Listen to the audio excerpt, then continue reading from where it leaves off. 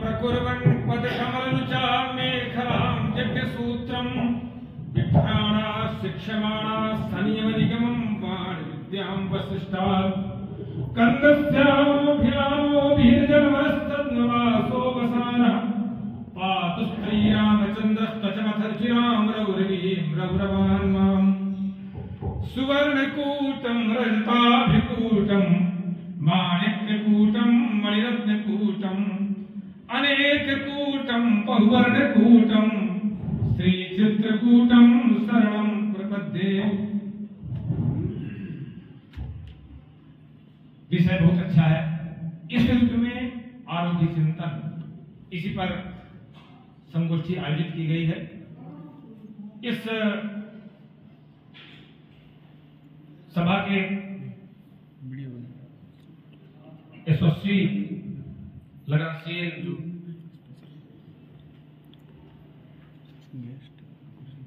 वास्तव में मिलावट, वास्तव में मिलावट। माननीय न्यायमूर्ति श्री आलोक सिंह जी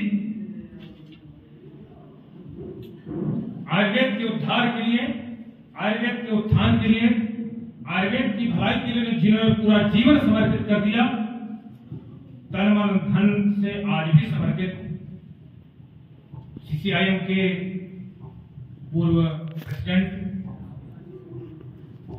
डॉक्टर वेद प्रकाश त्यागी जी जो राजस्थान से आए हुए हैं,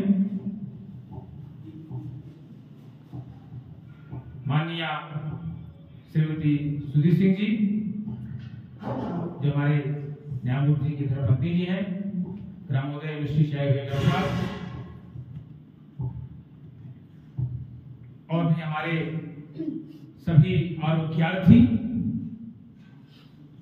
इस आयुष ग्राम गुरुकुलम, आयुष ग्राम चिकित्सालय के हमारे सभी सहयोगी जन, मैं आपको बताऊं एक बहुत अच्छा विषय है, आदमी बीमार क्यों होता है। अच्छा, सभी लोगों के अंदर, सभी के मन में आता है ना बात, लोग बीमार क्यों होते हैं।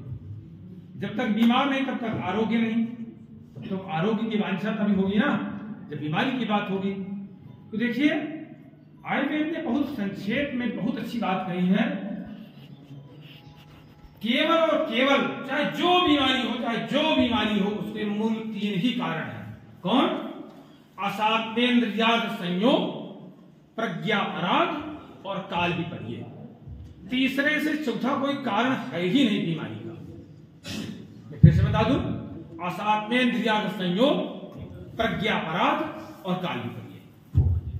ठीक, अब असात्मेन्द्रियार्थ संयोग क्या है? हमारी 5 ज्ञानेंद्रियां हैं। अब जब हम इनका अतियोग करते हैं, इनका हम बहुत ज्यादा उपयोग करते हैं, मान लीजिए वाणी की बात आ गई, जीवा की बात होगी, तो उसके 2 काम हैं, एक तो बोलना और दूसरा रसास्वादन करना। तो अतियोग, हीन योग और अयोग। यदि अतियोग होगा तो निश्चित रूप से व्याधि होगी। अगर अयोग होगा, आप बिल्कुल बोलेंगे ही नहीं, कभी मधुर रस का सेवन ही नहीं करेंगे या किसी भी रस का सेवन नहीं करेंगे, उससे काम ही नहीं लेंगे, तो व्याधियां होंगी। तो क्या कहा मैंने? अयोग, अतियोग, और एक क्या कहा मैंने? हीन योग। तो जितना आवश्यक है उतना नहीं होगा। इसी तरह से आप त्वचेंद्रिय को, स्पर्शनेंद्रिय को आप त्वचा को ले लीजिए। अब त्वचा का हमने बहुत ज्यादा उपयोग किया, रोज हम मालिश करा रहे हैं, रोज जो है धूप में खड़े हो रहे हैं, हमने त्वचेंद्रिय का जो भी स्पर्श काम है, स्पर्श उसकी जो तन्मात्रा है उसका हमने बहुत ज्यादा उपयोग कर लिया। अतियोग, हीन योग और अयोग नहीं होगा तो व्याधि होगी। अगर देखिए, आयुर्वेद जो है संतुलन की बात करता है, अगर हम संतुलित उपयोग करेंगे, संतुलित, तो निश्चित रूप से हम स्वस्थ रहेंगे। तो क्या बताया, इसी तरह से आप 5 इंद्रियों के बारे में विचार कर लीजिए, हीन योग, अयोग और अतियोग। जिस समय हम इंद्रियों का इस तरह से उपयोग करते हैं ना तो हम बीमार होते हैं। तो पहला हुआ असात्मेन्द्रियार्थ संयोग और दूसरा क्या हुआ प्रज्ञापराध। प्रज्ञापराध क्या है मैं बड़े संक्षेप में बताऊंगा, बहुत बोलचाल की भाषा बताऊंगा। प्रज्ञा किसे कहते हैं बुद्धि को, ठीक है ना। प्रज्ञा दो अक्षर है ना जिसके द्वारा हम प्रत्यक्ष ज्ञान करते हैं उसको हम प्रज्ञा कहते हैं, ठीक है ना। हमने मन ने कुछ सोचा, बुद्धि ने निर्णय ले लिया, बुद्धि अर्थान में तुरंत निर्णय करती है कि नहीं ये ऐसा है कि ऐसा नहीं, ऐसा है कि ऐसा नहीं। तुरंत हमारे सामने भोजन आ गया, अगर हमारी बुद्धि स्वस्थ है ठीक है तो तुरंत निर्णय कर नहीं ये हमारे लिए खाने योग्य चीज नहीं है, हम अभी भोजन कर चुके नहीं खाएंगे। तो धी धृति स्मृति विभ्रष्टा पूर्व में कर्म यत् कुरुते शुभम प्रज्ञापराधम तम विद्या सर्वदोष प्रकोपणम। हमारी धी धृति स्मृति तीन जब बिल्कुल भ्रष्ट हो जाती है, पतित हो जाती है, विवेकहीन हो जाती है तो हमें विहारक बुद्धि नहीं काम करती कि हमें क्या करना है क्या नहीं करना है। तो जो मन दौड़ गया, जो मन ने कहा वही काम करना शुरू कर दिया। फिर हम अशुभ कर्म करने लगते हैं, गलत कार्य करने लगते हैं। हम कर्तव्य पारायण, देखिए ये बहुत बड़ा प्रज्ञा अपराध है। हमको जो कर्तव्य दिया गया, अगर हम उसके, जिसे भी जस्टिस साहब के बारे में बता रहे थे, तो आज भी पूर्ण स्वस्थ है। आप देखिए इस आयु में भी पूर्ण स्वस्थ है। तो क्या है, जो व्यक्ति अपने कर्तव्य का पालन करता है वो भी वो प्रज्ञापराधी नहीं कहलाता है, और जो अपने कर्तव्य का पालन नहीं करता है वो घोर प्रज्ञापराधी कहलाता है। हमें भगवान ने मनुष्य है ना, हम मानव जीवन दिया है, हम मानवता के लिए हैं, मानवता की रक्षा के लिए हैं। अगर हम नहीं करते तो प्रज्ञापराध हो गया। तो कहते हैं कि प्रज्ञापराध, मैंने दो चीज बताई, असात्मेन्द्रियार्थ, किसी की भी बीमारी का एनालिसिस कर लीजिएगा, विश्लेषण आप कर लीजिएगा, तीसरे चौथा कारण नहीं बनेगा। ये पांचों इंद्रियों का वो दुरुपयोग ही करता है तब जाकर के बीमार होता है। असात्मेन्द्रियार्थ संयोग, प्रज्ञापराध और तीसरा क्या आएगा काल विपर्य। काल विपर्य में जैसे काल विपर्य में दो भाव आते हैं। एक तो जैसे अभी ठंडी का सीजन है, अचानक गर्मी पड़ जाए, अचानक गर्मी पड़ जाए तो काल विपर्य हो गया। माने ठंडी में गर्मी का ना होना, ठंडी में ठंडी का ना होना, गर्मी का होना, गर्मी में ठंडी का होना शुरू हो जाना, बहुत ज्यादा गर्मी होना शुरू हो जाना, बिल्कुल ना होना, मन असंतुलित हो जाना काल का, उसका तो जो है व्याधि का कारण बनता है। आप देख लीजिए, कभी आप देख लीजिए, होता है कि नहीं होता है। जब ये गर्मी में ठंडी पड़ जाए या ठंडी में गर्मी पड़ने लगे, बहुत ज्यादा वृष्टि होना शुरू हो जाए, बिल्कुल वृष्टि ना हो, या तो इस तरह से जो काल विपर्य होता है तो व्याधि कारण बन जाता है, तमाम बैक्टीरिया वायरस इत्यादि पनप जाते हैं। और तीसरा काल विपर्य का अर्थ ये भी होता है, हमारी वृद्धावस्था है, हमारी युवावस्था है, हमारा तो उस अनुसार जो है कार्य न करके और जो मनमाने तरीके से कार्य करते हैं तो हम व्याधिग्रस्त हो जाते हैं। हमें उस अवस्था में हमें सावधान रहना चाहिए। हो गया अब नहीं, आप जो युवावस्था में थे आपने जैसा किया, जो खाया पिया, उस समय अग्नि बहुत अच्छी थी, लेकिन अब नहीं करिए आप, नहीं काल विपर्य फंसेंगे, आप फंसेंगे। हमारे डॉक्टर त्यागी जी का एक शब्द है, कहे फंसेंगे तो मरेंगे, वो कहा कि मरेंगे। तो ये तीन ही कारण बनते हैं व्याधि में, असात्मेन्द्रियार्थ संयोग, प्रज्ञापराध और काल विपर्य, ठीक है ना। अब चर्चा आती है, देखिए अब हमें स्वस्थ रहने के लिए हमें हमेशा ऋतुचर्या का पालन करना चाहिए, हमें हमेशा ऋतुचर्या का पालन करना चाहिए, हमें रात्रिचर्या का पालन करना चाहिए, हमें दिनचर्या का पालन करना चाहिए। शास्त्रों में कहा गया है, आप तो उपदेश प्रज्ञानम प्रतिपत्तिश्च कारणम विकाराणाम अनुत्पत्तौ उत्पन्नानाम च शान्ते।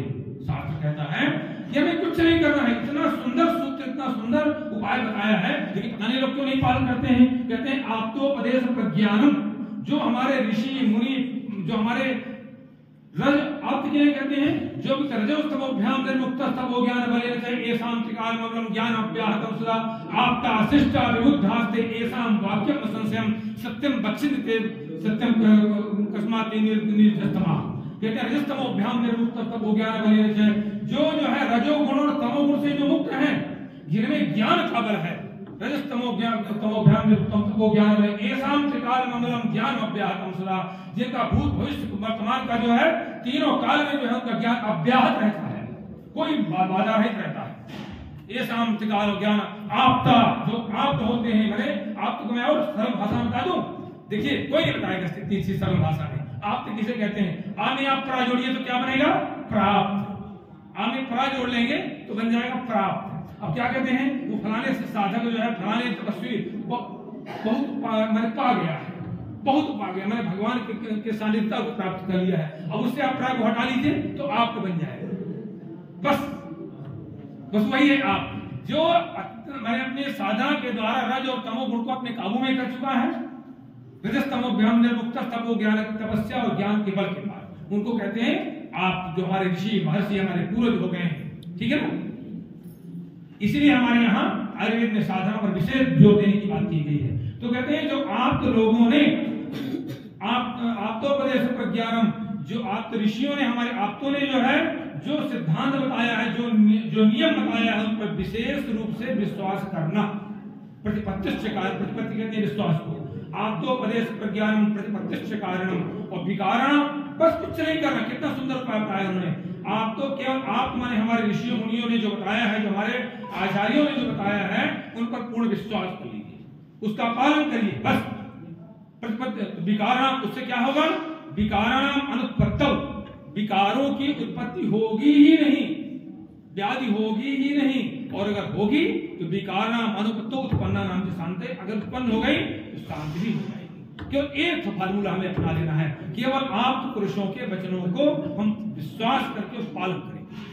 तो अब हमें देखिए, जब व्याधि का एक कारण है ऋतुचर्या, अगर हम ऋतुचर्या में ऋतु के अनुसार जो हमारी ऋतुचर्या उसका पालन नहीं करेंगे तो व्याधिग्रस्त होंगे ही। अब इस ऋतु में जैसे कि अभी साधना ने बताया, हमारी बच्ची साधना ने बताया कि क्या बताया, इस हेमंत काल में और शिशिर ऋतु में, हेमंत ऋतु में और शिशिर ऋतु में, अभी हेमंत ऋतु भी हो गई, अब शिशिर ऋतु चल रही है, ये बहुत जल्दी समाप्त होने वाली है। इस ऋतु में स्वाभाविक रूप से, मैं क्या शब्द प्रयोग कर रहा हूं, नेचुरल, स्वाभाविक रूप से कफ का संचय बॉडी में होता ही है। कफ का संचय स्वाभाविक रूप से, आप कुछ न खाएं पिए तब भी प्राकृतिक रूप से हो जाएगा। अब कफ का संचय हुआ, कफ का मतलब क्या बलगम थूके जो बलगम निकले खांसे तभी नहीं, कफ का मतलब हैवीनेस, माने बॉडी में एक तरह का भारीपन का संचय हो ही जाता है, जलीयांश बढ़ ही जाता है। कफ का क्या है, केन फलती की कफा, जो इसमें जलीयांश रहता है। कफ दोष जो है दो महाभूतों से बनता है, जल महाभूत से और पृथ्वी महाभूत से। अब देखिएगा, अच्छा गर्मियों में सबको डिहाइड्रेशन हो जाएगा। कभी आपने सुना है कि शिशिर ऋतु और हेमंत ऋतु में डिहाइड्रेशन होता है? किसी ने सुना है? मैंने पानी की कमी होती है, कभी सुना है आपने? क्यों नहीं होता? प्रकृति अपने आप पूरा करती रहती है जलीयांश को, अपने आप, नेचुरल, अपने आप। आप पानी कम भी पिएंगे तो भी काम चल जाएगा, पीना चाहिए। तो क्या है कि हेमंत ऋतु में और शिशिर ऋतु में प्राकृतिक रूप से कफ का संचय होता ही है। और जैसे ही बसंत ऋतु में धूप तेज हुई तो वही जो जमा हुआ कफ है, जैसे ही नेचर में, प्रकृति में जो है गर्मी प्रारंभ हुई तो वो पिघलने लगता है। वो पिघलते, जहां पर देखिए अग्नि का सबसे बड़ा दुश्मन कौन है? पानी। अग्नि का सबसे बड़ा दुश्मन कौन है? पानी। तो हमारी जो बॉडी फायर है, जो हमारी डाइजेस्टिव फायर है, जो हमारी पाचकाग्नि है, जो हमारी कायाग्नि है, उससे धीमी पड़ने लगती है, मंद होने लगती है। अब इसके बाद भी हम मनमानी काम सुबह ही खान पान करते हैं जो हमने हेमंत ऋतु में और शिशिर ऋतु में किया, उसी तरह करेंगे तो निश्चित रूप से हम बीमार होंगे, निश्चित रूप से बीमार होंगे। तो हमारे शास्त्रों में तुरंत ऋतुचर्या का पालन करने की बात कही गई है। उसमें उन्होंने तुरंत कहा है कि आप जो है, एक तो और मैं आपको बता दूं कब दोष कैसे बढ़ता है, कब की बढ़ोतरी कैसे होती है? मधुर रस से, लवण रस से। इनसे जो है जब हम मिठाइयां खाएंगे और नमकीन ज्यादा खाएंगे तो उससे हमारी जो है, हमारे में कफ की वृद्धि होना शुरू हो जाएगी। मुख्यतः मधुर से मिठाई नहीं, हमने कार्बोहाइड्रेट खाना शुरू कर दिया, हमने मैदा लिया, हमने दूध लिया, हमने दही लिया, जो भी हम लेंगे वो कफ की बढ़ोतरी करेगा। तो हमें इस ऋतु में क्या लेना चाहिए? सर्वाधिक कटुरस लेना चाहिए। क्या लेना चाहिए? कटुरस। और क्या लेना चाहिए? अम्ल रस लेना चाहिए, वो हाँ कटु रस लेना चाहिए, और हमको तिक्त रस लेना चाहिए, और कसाय रस लेना चाहिए। क्या कहा मैंने? 3, कसाय रस और कटु रस लेना चाहिए और तिक्त रस। तिक्त रस में से नीम, जैसे करू करेला। अब देखिए भगवान की व्यवस्था, प्रकृति की व्यवस्था देखिए।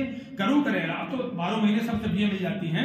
जब हम वर्षा ऋतु में करू करेला खाते हैं ना, वो हमको बहुत हानि करता है, क्योंकि उस समय वायु कुपित रहती है, ग्रीष्म ऋतु में वायु का संचय होता है, और हम खाते हैं करू करेला जब वर्षा ऋतु में। तो आप तैयार रहिए, वात संबंधी व्याधियों के लिए तैयार रहिए। आपको ब्लड प्रेशर भी होगा, आपको जोड़ों में दर्द भी होगा, आपको माइग्रेन भी होगा, हो सकता है आपको रीनल फेलियर भी हो सकता है, आपको तमाम व्याधियां, वायु संबंधी 80 प्रकार की व्याधियां, यानी कितने तरह के शरीर में दर्द भी हो सकता है, डिहाइड्रेशन भी, तमाम तरह की व्याधियां होंगी। खाइए, उस समय नहीं खाना चाहिए, उस समय अलग तरह का खान पान करना है। हमें बसंत ऋतु में खाना है तिक्त रस। तिक्त रस हम खाएंगे तो क्या हो जाएगा? कफ का शमन हो जाएगा। इसीलिए हमारे वाघ भट्ट ने, चरक ने तो बहुत तमाम चीजें कही गई हैं, लेकिन वाघ भट्ट ने बहुत संक्षेप में एक चीज, वाघ भट्ट को वाघ भट्ट इसलिए कहते हैं कि वाघ माने वाणी का विद्वान है, वाघ माने वाणी का बहादुर है। जिस बात को चरक ने बहुत लंबे चौड़े में कहा, वो छोटे शब्दों में कह दिया। उन्होंने क्या कहा? श्रृंग वेराम्बु साराम्बु मध्वाम्बु जलदाम्बुज। उसने कहा कि आप जो है एक तो अदरक का पानी पीजिए, अदरक का काढ़ा इस ऋतु में अवश्य चाय बंद कर दीजिए। उन्होंने कहा अदरक का काढ़ा पीजिए। मैंने जो पढ़ा है, सुना है, हमारे माननीय प्रधानमंत्री मोदी जी अदरक का काढ़ा बहुत पीते हैं। और दूसरा, अदरक अपने आप में रसायन है, अपने आप में रसायन है। तो पहले नंबर पर वाघ भट्ट ने श्रृंग वेराम्बु कहा है, यानी अदरक का पानी पीजिए, अदरक का काढ़ा पीजिए, अदरक का सब्जियों में खूब प्रयोग करिए। हमारे शास्त्रों में आया हुआ है, अगर आपको कटु रस खाने की इच्छा हो तो मिर्ची का प्रयोग मत करिए। कहा है कि उसमें श्रृंगवेर माने अदरक का प्रयोग करिए। अगर आपको मिठाई खाने की इच्छा हो, मधुर रस, तो उन्होंने कहा दाग का प्रयोग करिए। अगर आपको खट्टी चीज खाने की इच्छा हो तो उन्होंने कहा है कि आंवले का प्रयोग करिए। और अगर नमकीन लेने की इच्छा हो तो कहा है कि लवण रस का, माने उसका सैंधव लवण का प्रयोग करिए। तो क्या हमें करना है? इस ऋतु में हमको अदरक का सर्वाधिक प्रयोग करना है। नहीं करेंगे तो कफ का शमन नहीं होगा, तो हमें कफ संबंधी व्याधियां होंगी ही, और उनको एंटीबायोटिक्स के द्वारा दबाएंगे तो और ज्यादा नुकसान होगा। प्राचीन काल में क्या होता था? प्राचीन काल में तीक्ष्ण रूप से बमन कराया जाता था, क्योंकि बमनम कफ नाशा है, कफ के द्वारा, बमन के द्वारा कफ को बाहर निकाल दिया जाता था। वस्ती के द्वारा वायु को, वर्षा ऋतु में, प्राचीन काल, चरक काल में जो है, वैदिक आयुर्वेदिक काल में, प्राचीन काल में क्या होता था कि वस्तियों का प्रयोग वर्षा ऋतु में पर्याप्त कराया जाता था। अभ्यंग और वस्तियां, ताकि बात का संचय नहीं होने पाएगा, संचय होगा निकल जाएगा पूरे साल भर की चकाचक। इस काल में जैसे ही कौर का महीना आया, सर्द ऋतु आया, तो मेडिसिन का खूब प्रयोग होता था। मॉडर्न मेडिसिन तो एलोपैथी तो 200 साल से आई, 200 साल पहले तो आयुर्वेद ही था, और उसी से लोग स्वस्थ रहते थे। तो शरद ऋतु में पित्त को दबाया नहीं जाता था, निर्हण निकाल दिया जाता था। तो उसके लिए क्या करते थे? विरेचन कर्म कराते थे। और आजकल जो है, जैसे ही बसंत ऋतु आना हुआ, बसंत ऋतु के पहले या बसंत ऋतु में सीधे बमन के द्वारा चलिए। अब वो मानव में क्षमता नहीं रह गई है या संसाधन नहीं रह गए हैं, हम लोग तो बमन कराते हैं, खुद कराते हैं, लेकिन सब जगह चिकित्सालय नहीं है, एक्सपर्ट नहीं है। तो आप इतना तो कर ही सकते हैं कि अदरक के काढ़े का बहुत प्रयोग करिए। अदरक के काढ़े का पर्याप्त प्रयोग, अदरक को साथ सब्जी में डालिए। तो उन्होंने कहा, पहला नाम वाघ भट्ट ने लिखा श्रृंग वेराम्बु, और दूसरा उन्होंने नाम लिया है साराम्बु। साराम्बु कहते हैं विजय सार को। विजय सार एंटी डायबिटिक है, मधुमेह नाशक है। हमारे यहाँ लोग जो है विजय सार का गिलास बना करके उसे पानी भर के लोग, मधुमेही लोग तमाम पीते हैं। तो हमारे वाघ भट्ट ने कहा है कि आप जो है विजय सार के काढ़े का प्रयोग करिए। और तीसरा क्या है? मध्वाम्बु। लोग जो है मोटापा कम करने के लिए शहद पानी पीते हैं, लेकिन सबसे बड़ी 200 बेवकूफी करते हैं। 200 काम अशास्त्रीय करते हैं और जीवन भर के करके रोगी हो जाते हैं। पहला काम क्या करते हैं? गर्म पानी में शहद मिला के पीते हैं। कभी नहीं पीना चाहिए, अशास्त्रीय है।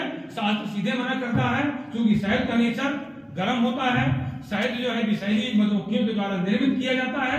इसलिए सुश्रुत जैसा विद्वान, विश्व का माना हुआ सर्जन, प्रथम सर्जन, वो उसको कहता है सही नहीं, कभी नहीं, मधु को गर्म में बिल्कुल मत प्रयोग करिए, अन्यथा आपके बॉडी में विषाक्तता पैदा हो जाएगी, वही जाकर किसी न किसी रूप में प्रकट होगी, किसी न किसी रूप में, वही जाकर सीआरपी के रूप में हो, चाहे आपका यूरिक एसिड के रूप में हो, चाहे कोलेस्ट्रॉल के रूप में हो, चाहे आपके एसिडिक एसिड के रूप में हो, चाहे यूरिया सीरम प्रोटीन के किसी रूप में हो, किसी के रूप में आएगी। ठीक है, तो ये हम बहुत बड़ी गलती करते हैं। तो वार्बर्ट कहते हैं कि मध्याह्न दुबला करने के लिए, मोटापा कम करने, फैट कम करने के लिए हमारे यहाँ जो मधु और पानी पीने का विधान है ना, वो भोजन होता है, भोजन के बाद मध्याह्न पीना चाहिए, भोजन के बाद एक सामान्य जल में शहद घोल करके पीना चाहिए। उससे दो फायदे होते हैं, एक तो आपका आरबीसी मेंटेन होते हैं, हीमोग्लोबिन का स्तर बढ़ता है, तीसरा मोटापा कम होता है। और ये और आपको बताऊं कि ये जो डाबर वैद्य, जो मैं किसी कंपनी का नाम नहीं ले रहा, जो आजकल कंपनियों की शहद आ रही है ना, वो शहद को पकाते हैं, पकाने के बाद पैक करते हैं, वो शहद नहीं, नेचुरल शहद प्रयोग करिए आप, नेचुरल तोड़वा करके या तोड़ी हुई शहद जो गांव से आती है उसको प्रयोग करिए। तो निश्चित रूप से, चूंकि शहद खाने से शुगर नहीं बढ़ता है, ना शुगर का रोगी होता है, क्योंकि शहद जो है कसाय रस होती है, कसैली होती है, उसका विवाद भी कहा होता है कि ये जो शहद आती है कंपनियों की, ये नहीं, ये तो बढ़ा देती, ये तो गड़बड़ कर देती। एक चीज तो क्या था, मध्याह्न और जलदाम मुचा, एक बहुत अच्छी औषधि है जो बड़ी सस्ती मिलती है, नागर मुथा मुस्तक अभिज्ञान शाकुंतलम में बड़ा सुंदर वर्णन किया कालिदास ने, उसमें बहुत अच्छा लिखा है। उन्होंने कहा कि जंगल में जो है जंगली सुअर सबसे ज्यादा इसको पसंद करता है, बहुत अच्छा मोटा तगड़ा होता है, अगर वो भिड़ जाए तो उससे कोई जीत नहीं सकता है, लेकिन वो नागर मोथा की जड़ को खोद खोद के खाता है। जंगली लोगों से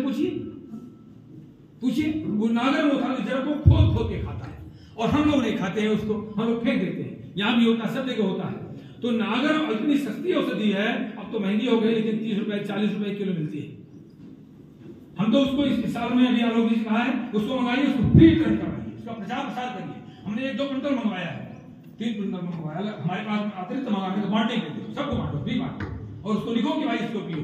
तो जलदान बुच भागवत ने कहा है कि आप नागर मोथा का पानी पीजिए, काढ़ा पीजिए, उससे आपको एक तो आपका मधुमेह समाप्त होगा, कम होगा, मिटेगा, दूसरा फैट कम होता है, नंबर 3 जो जिनको आर्थराइटिस की शिकायत है, बहुत जबरदस्त लाभ है। इसमें एक रिसर्च भी आज हम लोग जब पढ़ते थे उस समय हमने एक रिसर्च पढ़ी थी कि नागर मोथा की जड़ को ऐसा ऐसा कैप्सूल भर के ऐसा ऐसा प्रयोग किया गया, ये था।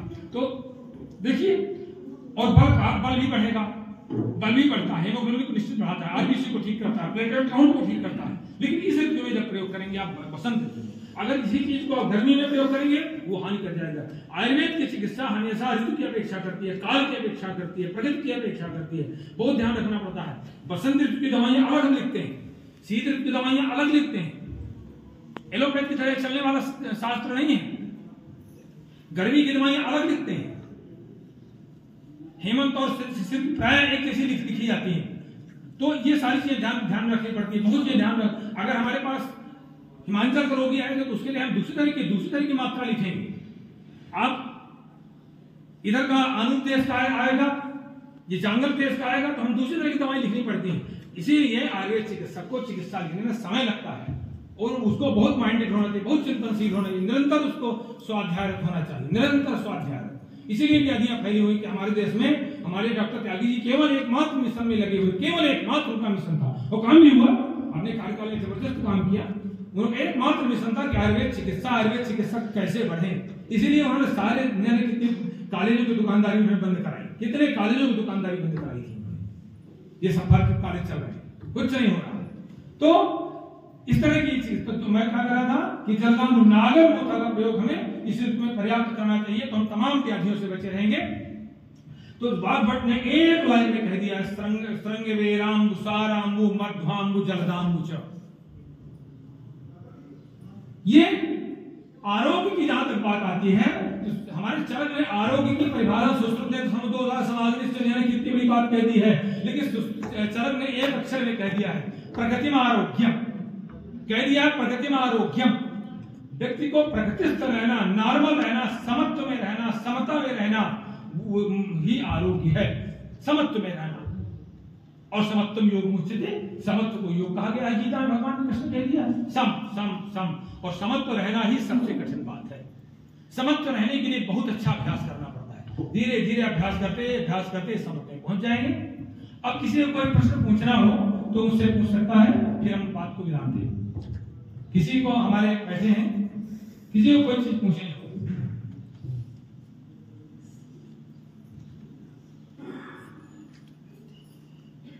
नागर मोथा कैसे खाएंगे, कैसे पिएंगे? बताया नहीं? हाँ बताया ना, काढ़ा के रूप में और पानी उसका, या तो काढ़ा के रूप में। तो देखिए काढ़ा का जो विधान है वो 5 ग्राम नागर मोथा का चूर्ण 16 गुना पानी में हम रात में भिगो देते हैं और सुबह उसको खौलाते हैं, और जब खौलते खौलते वो 20-25 ml 30 ml बच जाए तो उसको उतार लीजिए। शास्त्रीय विधान अलग है, लेकिन हम लोग जो बताते हैं इस तरह से काढ़ा हम आजकल तैयार करते हैं, बहुत अच्छा है।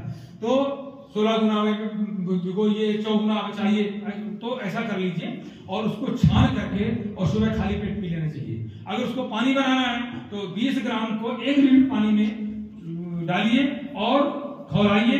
खौलने के बाद जब पानी आधा रह जाए तो उसको छान कर लीजिए, और जैसे साधना बताया आपको गर्म पानी ही पीना है। इस ऋतु में भी गर्म पानी पीना है व्याधियों से बचने के लिए। और हाँ, किडनी के लिए बहुत लाभदायक है नागर मोथा। लेकिन फिर मैं बार बार कहूंगा कि इसी ऋतु में आप उसको गर्मी में प्रयोग करेंगे, वर्षा में प्रयोग करेंगे, नुकसान कर जाएगा। वो आपको दोहरा कर देगा, आपका धातु क्षय कर देगा। ये आयुर्वेद के सिद्धांत बहुत गहराई मानता है। ठीक है, तो इस तरह से नागर मोथा का प्रयोग करिए, बड़ी सस्ती दवा है। चलिए वाणी को विराम दें। विसजाम साधुमुक्तानाम कर्मणाम भद्रम भद्रम भद्राभिलाषिणाम। वाग्भट कहते हैं कि विसजाम साधुवृत्तानाम भद्रागमशालिनाम, मैं ऐसे जो उत्तम और श्रेष्ठ वृत्ति के चिकित्सक हैं उनका, विसजाम साधुवृत्तानाम भद्रागमशालिनाम, जो शास्त्र पढ़ते हैं लेकिन दूसरों के कल्याण के लिए, भद्रागमशालिनाम अभ्यस्त कर्मणाम भद्रम, जिन्होंने अपने कर्म को जो ऐसा अभ्यास करते हैं, अपने कर्म का अभ्यास ऐसा करते हैं कि लोगों का भद्रों में कल्याण हो, भद्रागमशालिनाम अभ्यस्त कर्मणाम भद्रम भद्रम भद्राभिलाषिणाम, और जो हमेशा सदैव दूसरों के कल्याण की कामना करते हैं, कहते हैं उनके वंदना करते हैं, जैसा कि हमारी